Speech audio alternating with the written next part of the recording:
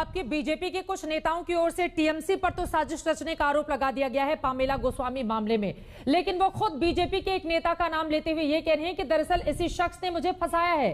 तो फिर इसमें टीएमसी कहां से आ गई?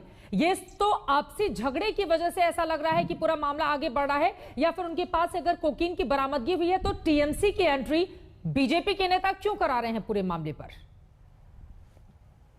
हेलो सुधांशु जी, देखिए ऐसा है, जैसा कि अभी अविनाश जी ने कहा कि हाँ जी, आवाज आ रही है? बोलिए बोलिए सर। आवाज आ रही है जी? हाँ, देखिए जैसा कि अभी अवस्थी जी ने कहा, हाँ।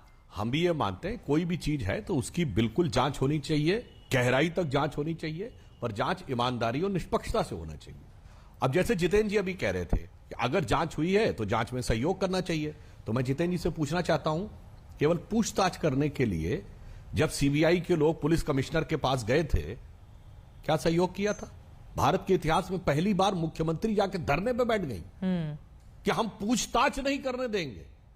कोई ऐसा नहीं कि जांच इन्वेस्टिगेशन गिरफ्तारी बहुत आगे की चीज है, केवल कुछ प्रश्न पूछने गए थे तो भारत के इतिहास में पहली बार धरने पे। तो आप समझ लीजिए कि जांच के प्रति ईमानदारी आपके चरित्र में कितनी है। दूसरा, हमारे इतने कार्यकर्ताओं की हत्या हुई है, आप बताइए आज तक कितनों की आपने सजा करवा दी? चलिए सजा नहीं हुई तो कितनों को कोर्ट में चार्जशीट कर दिया, कितने आरोपियों के, वो भी नहीं हुआ तो कितने चार्जेस फ्रेम कर दिए, वो नहीं हुए तो बताइए कितनी गिरफ्तारी हुई।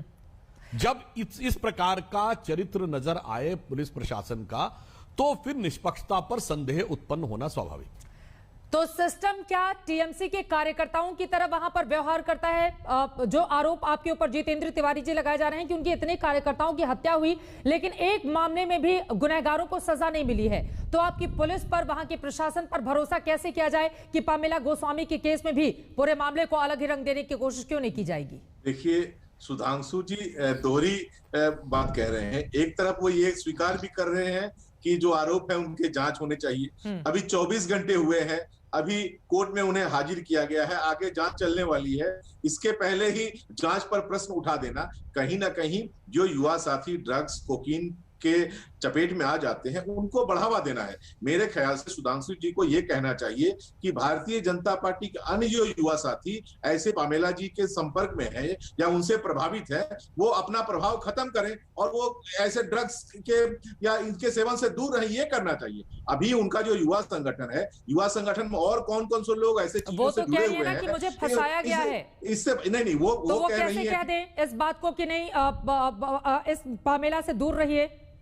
नहीं तो क्या किया जाए? तो हाँ। नहीं, मैं कहता हूं कि ये खुद कह रहे हैं इनका जांच होना चाहिए। आज तक कौन सा ऐसा अपराधी हुआ है जो कहता है कि हाँ मैंने अपराध किया है? किसी भी अपराधी को यदि अरेस्ट किया जाए तो उसकी पहली प्रतिक्रिया यही होती है कि मैं निरपराध हूं, मैं निर्दोष हूं। लेकिन जब आप आंखों के सामने है, प्राइमा फेसी ये पता चल रहा है कि उनके पास से ये कोकीन बरामद हुआ है, तो भारतीय जनता पार्टी को बहुत सावधानी बरतते, अभी राजनीति करने का समय नहीं है। उनका जो युवा संगठन है, बंगाल में नया युवा संगठन वो मजबूत कर रहे हैं, ऐसे युवा साथियों को परामर्श देना चाहिए कि भाई आप ऐसे चीजों से दूर रहें, आप राजनीति करें, समाज के निर्माण